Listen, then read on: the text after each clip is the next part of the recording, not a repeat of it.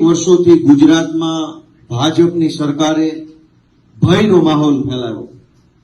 ચારો દિશામાં માત્ર ને માત્ર ભય, સરકારી તંત્રનો ભય, ભાજપના નેતાઓનો ભય, પોલીસ તંત્રનો ભય, ગુંડા બુટલેગરોનો ભય, કોન્ટ્રાક્ટરો અને ટેન્ડર કરવાવાળા લોકોનો ભય, સિસ્ટમમાં બેઠેલો દરેક માણસ માત્ર ને માત્ર વ્યક્તિઓને, જનતાને દબાવવાનું કામ કરે, ભય આપે, ધમકી આપે, દાબમાં રાખે અને દબાણમાં રાખી અને જનતા ઉપર જુલમ કરે એવું છેલ્લા 35-40 વર્ષથી આપણે જોતા આવ્યા છે।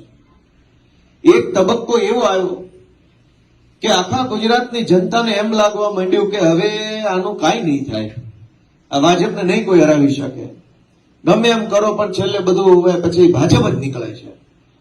એટલે એક હતાશા આવી લોકોમાં, નિરાશા આવી, ડર આવ્યો, હું કંઈક કરીશ ને મને કંઈક કરી નાખશે તો, અને હું કરીશ તો મારું ઉપજશે કે નહીં ઉપજે, મને કોણ ટેકો આપશે, મારે શું કામ કાંઈ કરવું જોઈએ, કોઈને વાંધો નથી તો મારે વાંધો નથી લેવો, મારે ચલાવી લેવું છે।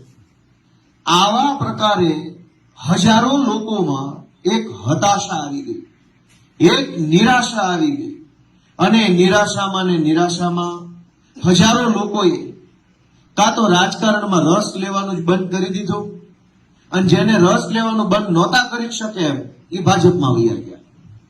સરવાળે વિરોધ પક્ષો નબળા બનતા ગયા, જનતાનો અવાજ બંધ થતો ગયો અને ભાજપ છે એ માથે ચડતું ગયું ને દાદાગીરી કરતું ગયું। આ પરિસ્થિતિ 40 વર્ષ દરમિયાન થઈ। વચ્ચેનો ગાળો એવો આવ્યો કે ગુજરાતભરમાં અનેક નવા નેતાઓ આવ્યા।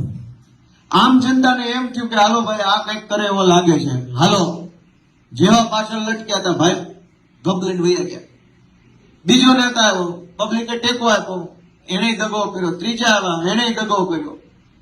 થોડો ઘણો જે વિશ્વાસ કે થોડી ઘણી જે આશા વધી હતી પબ્લિકની, એ બધી આશા કેટલાક દગો કરનારા નેતાઓએ તોડી નાખ્યો।